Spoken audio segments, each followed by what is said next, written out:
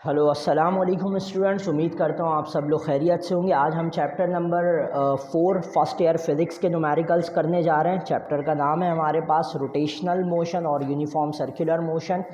तो numerical number 1 हमारे पास बहुत ज़्यादा आसान है।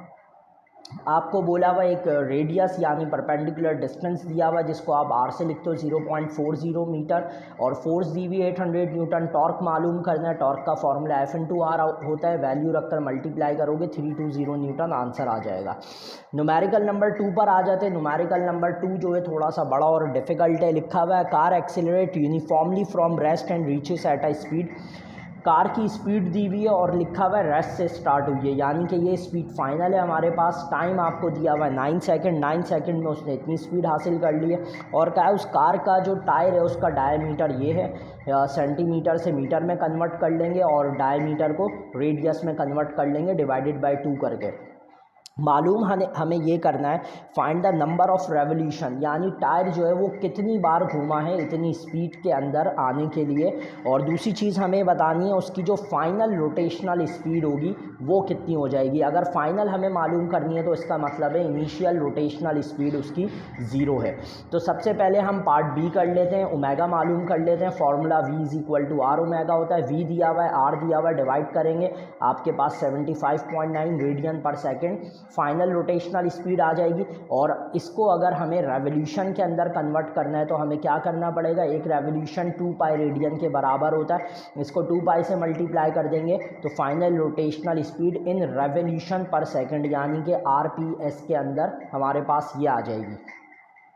और इसके बाद हमें पार्ट ए मालूम करना है, यानी नंबर ऑफ़ रोटेशंस इसकी मालूम करनी है। तो नंबर ऑफ़ रोटेशन के लिए हमें क्या काम करना पड़ेगा, नंबर ऑफ़ रोटेशन के लिए हमें ये करना पड़ेगा, फार्मूला लगाना पड़ेगा। फार्मूला क्या होता है, θ=2πn होता है। अगर ये फार्मूला समझ में नहीं आता कहाँ से आए तो आप ये देख सकते हो, ω=2πf, ये तो आपको पता होगा।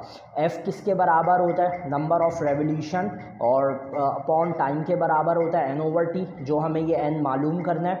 t को यहाँ भेज देंगे तो ω/2π=n हो जाएगा और ω/t की जगह पर हम थीटा यानी एंगुलर डिस्प्लेसमेंट लिख सकते हैं। तो यहाँ से हमारे पास ये फार्मूला आ गया। अब यहाँ हमें क्या करना है, थीटा मालूम करना है। तो थीटा का फॉर्मूला ω/t होता है, वो लिख लिया। अब यहाँ पर जो एंगुलर स्पीड है वो 2 है, तो उन 2 को हमें एवरेज के अंदर कन्वर्ट करना पड़ेगा, यानी दोनों को प्लस करके 2 से डिवाइड करना पड़ेगा। ओमेगा की वैल्यू रेडियन, क्योंकि इसका SI यूनिट होता है तो हम रेडियन वाली वैल्यू लेंगे। दूसरी जो इनिशियल एंगुलर स्पीड है वो 0 है। डिवाइड करके मल्टीप्लाई करोगे 341 या 341 पॉइंट समथिंग आपके पास आ जाएगा। फिर इस थीटा को आप इधर पुट कर दोगे, थीटा की जगह 341 2 पाई रखोगे तो 54 या 53.4 रेवोल्यूशंस जो हैं आपके पास आंसर आ जाएगा। न्यूमेरिकल नंबर 3 देखते हैं इसका। न्यूमेरिकल नंबर 3 के अंदर क्या कह रहे हैं, an ordinary workshop grind stone has a radius of 7.5 centimetre. एक वर्कशॉप है जो स्टोन को ग्राइंड कर रही है जिसका रेडियस है 7.5 सेंटीमीटर, उसको मीटर में कन्वर्ट कर लेंगे। और कह रहे हैं कि उसको रोटेट करना पड़ रहा है 6500 रेवोल्यूशन पर मिनट, यानी 1 मिनट के अंदर 6500 बार घूमना पड़ रहा है। इसको रेडियन पर सेकंड में कन्वर्ट करेंगे, किस तरह से, multiply by 2 pi divided by 60 कर देंगे तो रेडियन पर सेकंड में हमारे पास रोटेशनल स्पीड हमें पता लग जाएगी। तो हमें सेंट्रीपिटल एक्सेलरेशन और v मालूम करना है। तो सेंट्रीपिटल एक्सेलरेशन का फॉर्मूला क्या होता है, v²/r होता है। अब v हमें मालूम नहीं है क्या है, तो v की जगह पर r ओमेगा लिख सकते हैं। और r ओमेगा लिखोगे तो r² ओमेगा स्क्वायर हो जाएगा, स्क्वायर से एक r कट जाएगा तो r ओमेगा स्क्वायर आ जाएगा। r की वैल्यू रखो, ओमेगा की वैल्यू रखो, स्क्वायर करके मल्टीप्लाई करो तो आपके पास सेंट्रीपिटल एक्सेलरेशन आ जाएगी। अब इसको आपको कंपेयर करना है with the value of g, तो डिवाइडेड बाय g कर दोगे, वैल्यू 9.8 रखोगे, डिवाइड करोगे, ये आंसर आएगा। g जो यहाँ पर डिवाइड हुआ था इसको यहाँ भेजकर मल्टीप्लाई में लिख दोगे। इसके बाद पार्ट बी v=r ओमेगा है, तो r की वैल्यू ओमेगा रख के मल्टीप्लाई करो, आंसर आ जाएगा। आप चाहो तो पहले v=r ओमेगा भी निकाल सकते हो। जब v आ जाएगा v को यहाँ पर पुट करके स्क्वायर करके डिवाइडेड बाय r करो, तब भी आपके पास वैल्यू डायरेक्ट आ जाएगी।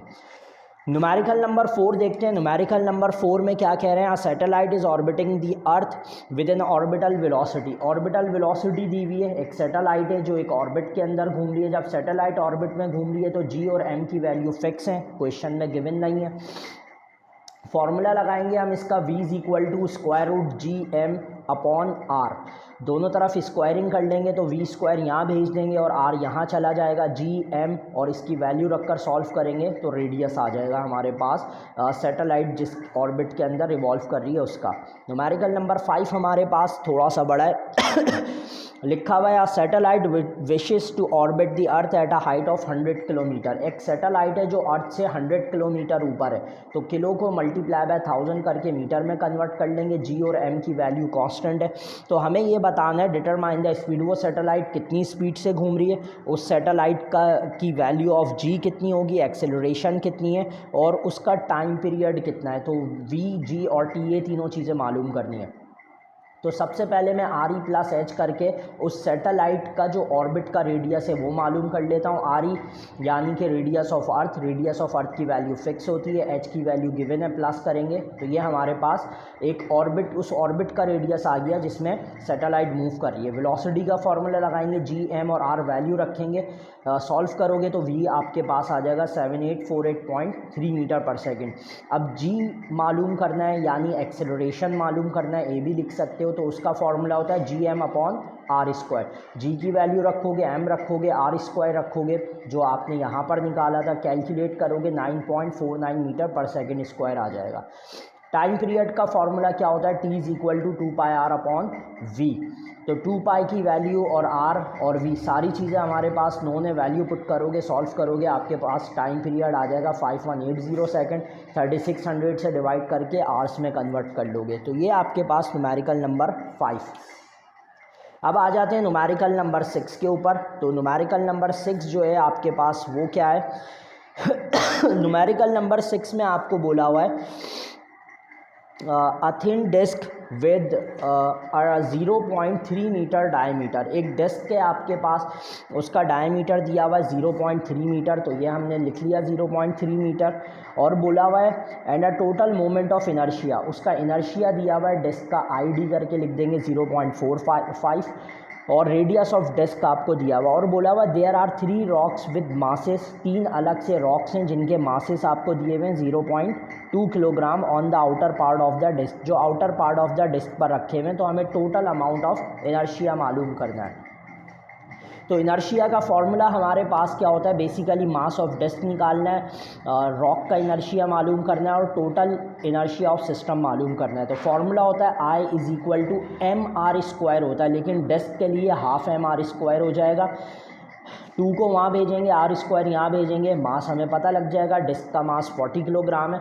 अब जो रॉक है, रॉक का जो आपके पास इनर्शिया का फॉर्मूला होगा वो एम आर स्क्वायर होगा। अब इसमें हाफ नहीं आएगा, तो मास की वैल्यू रखेंगे, आर रखेंगे, तो इनर्शिया ऑफ रॉक हमें पता लग जाएगा कितना है। टोटल मालूम करने के लिए अब टोटल के लिए इनर्शिया ऑफ डिस्क और इनर्शिया ऑफ रॉक, लेकिन मल्टीप्लाई बाय 3 इसलिए करेंगे 3 रॉक्स हैं, तो मल्टीप्लाई करके प्लस करोगे टोटल सिस्टम ऑफ इनर्शिया पता लग जाएगा आपके पास कितना आ रहा है। न्यूमेरिकल नंबर 7 देखते हैं।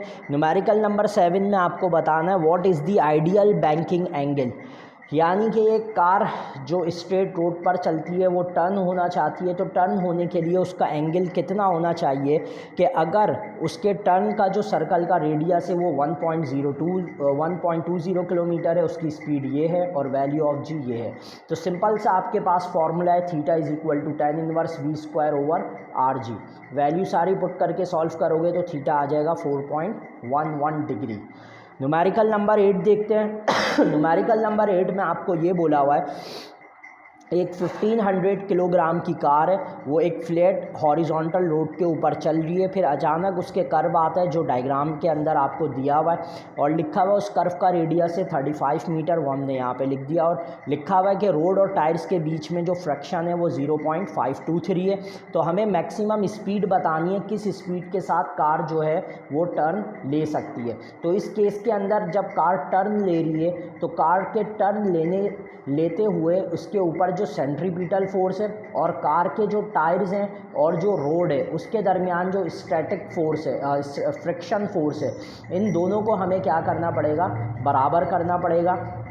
तो ये सेंट्रीपिटल फोर्स का फार्मूला लिख लिया, या हमने फ्रिक्शन फोर्स का फार्मूला लिख लिया। वी हमें मालूम करना है, तो आर वहाँ जाकर मल्टीप्लाई होगा, स्क्वायर रूट ले लेंगे तो 13.35 मीटर पर सेकंड की स्पीड होगी तो कार टर्न लेगी, वरना वो स्किड कर सकती है या टकरा सकती है सामने रोड से। न्यूमेरिकल नंबर 9 देखते हैं, डायग्राम बनी हुई है न्यूमेरिकल नंबर 9 में, और 3 आपको डिस्टेंसेस दिए हुए हैं, 3 मासेस हैं, उन तीनों के अलग अलग डिस्टेंसेस दिए हुए हैं, लेकिन मासेस आपके पास सेम है, और आपको टोटल इनर्शिया ऑफ सिस्टम बताना है। ये बिल्कुल उसी तरह से जो आपके पास वो व्हीलर होता है ना, जिसको आप इस तरह से घुमाते हैं स्ट्रेस रिलीसर के तौर पर, ये वो है। तो I1 I2 I3 तीनों का अलग अलग हम इनर्शिया निकालेंगे। फार्मूला क्या होता है इनर्शिया का, mr² होता है, तो R1 R2 R3 स्क्वायर कह लेंगे। अब क्योंकि ये जो सिस्टम है आपके पास अलग नहीं है, तो इस वजह से इधर जो फार्मूला है सिंपल mr² लगेगा, m कॉमन ले लेंगे, R1 R2 जो गिवन है वो वैल्यू रखकर स्क्वायर करके प्लस करके मल्टीप्लाई बाय स्क्वायर करा सबका, फिर प्लस करा, ये आ गया, मल्टीप्लाई करोगे तो टोटल अमाउंट जो है वो आ जाएगा इनर्शिया का कितना है। अब न्यूमेरिकल नंबर 10 करते हैं इसका। न्यूमेरिकल नंबर 10 हमारे पास क्या है, न्यूमेरिकल नंबर 10 के अंदर आपको कह रहे हैं what is the angular momentum, angular momentum निकालना है, और कह रहे हैं कि मास है 2.9 किलोग्राम है एक सिलेंड्रिकल ग्राइंडिंग व्हील का, यानी कि एक सिलेंडर, जो सिलेंडर टाइप का होता है वो एक व्हील है इस टाइप का हमारे पास, वो रोटेट कर रहा है, इसका एंगुलर मोमेंटम बताना है, इसका मास दिया हुआ, और इसका जो रेडियस है वो कितना है 20 सेंटीमीटर, मीटर में कन्वर्ट कर लेंगे उसको, और लिखा हुआ है कि ये जो रोटेट कर रहा है, जो गोल गोल घूम रहा है, वो इतने रेवोल्यूशन पर मिनट, आरपीएम का मतलब रेवोल्यूशन पर मिनट, तो इसको रेडियन पर सेकंड में कन्वर्ट करना पड़ेगा, 2 पाई और डिवाइडेड बाय 60 करना पड़ेगा, तो रेडियन पर सेकंड में कन्वर्ट हो जाएगा हमारे पास। और पार्ट बी में बोला हुआ है कितना टॉर्क प्रोड्यूस होगा 6 सेकंड के अंदर, यानी हर 6 सेकंड के बाद ये कितने टॉर्क के साथ घूम रहा होगा।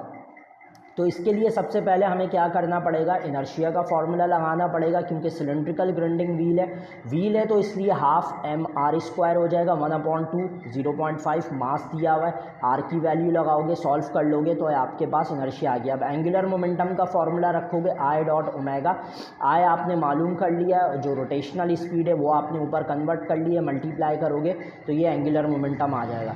टॉर्क का फार्मूला क्या होता है, L/Δt होता है, FR भी होता है और ये भी होता है। L आपने मालूम करा हुआ है, t 6 सेकंड दिया हुआ है, डिवाइड करोगे तो 1.5 न्यूटन मीटर टॉर्क आ जाएगा।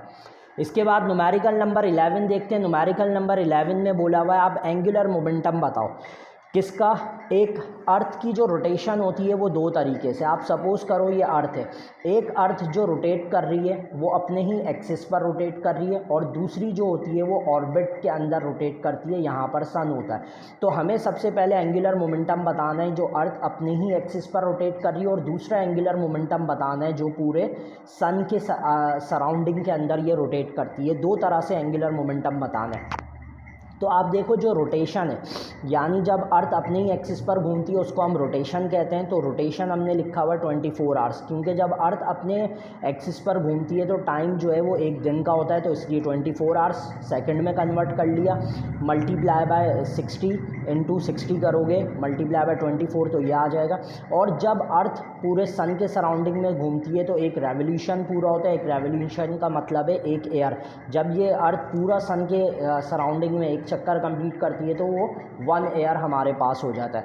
फिर एक साल के अंदर 365 days multiply by 24 multiply by 60 multiply by 60 करोगे तो आपको पता लग जाएगा टाइम पीरियड इन सेकंड्स के अंदर।